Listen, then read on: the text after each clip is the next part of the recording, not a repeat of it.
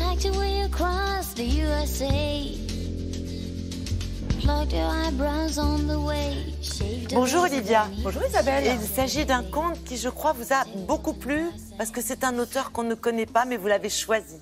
Je l'ai choisi pour vous parce que je l'ai trouvé vraiment d'une délicatesse inouïe. Le livre s'appelle Anna et l'homme hirondelle.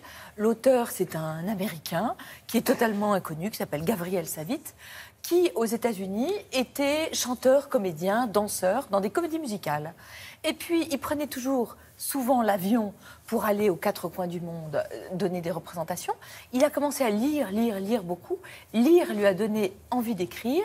Oui. Et il a commis ce conte qui a été couvert de prix aux États-Unis.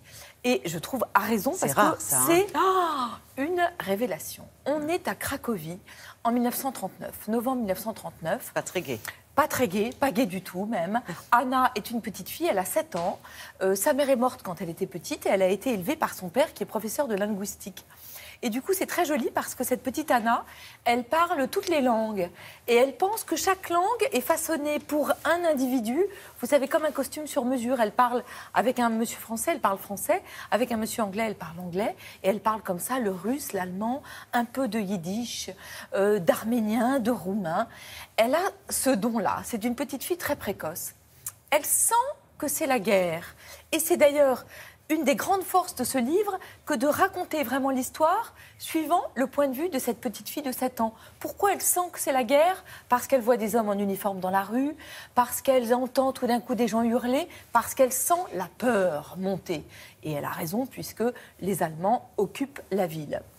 En cette matinée, elle sait que son père va s'absenter parce qu'il l'a laissé, il l'a confié à un ami pharmacien, mais elle ne sait évidemment pas que son père va être arrêté et déporté et qu'il ne reviendra pas. Elle est à la pharmacie et puis ce pharmacien s'avère plutôt avoir le cœur sec parce qu'il va renvoyer la petite fille chez elle et la petite fille va se retrouver dans la rue. Elle est dans la rue et puis tout d'un coup arrive un grand monsieur, il est très élégant, il a un très joli costume et des petites lunettes cerclées d'or. Et puis, il va commencer à lui poser plein de questions dans toutes les langues. Et puis, elle est tellement pétrifiée d'angoisse qu'elle ne va pas répondre.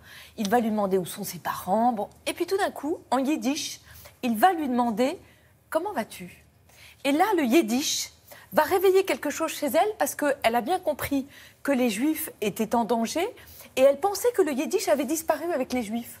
Donc, du coup, ça va lui procurer une émotion. Et puis surtout, on lui pose cette question, comment vas-tu?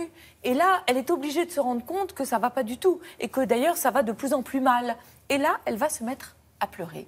Et là, qu'est-ce qu'il fait le monsieur? Il commence à parler, parce que lui aussi, il parle toutes les langues. Il lui a posé des questions dans toutes les langues. Il va commencer à parler en langage oiseau. Et là, une hirondelle va arriver, se poser sur son bras. Donc la petite fille, elle en oublie de pleurer tellement elle est surprise. Il va parler à l'hirondelle et puis l'hirondelle va s'en aller. Écoutez, il y a un calme sur le plateau.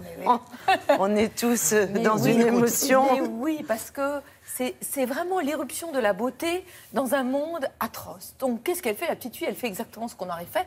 Elle va le suivre, ce monsieur hirondelle, puisque c'est comme ça qu'elle l'appelle, et va se nouer entre cet homme et cette petite fille une relation très belle.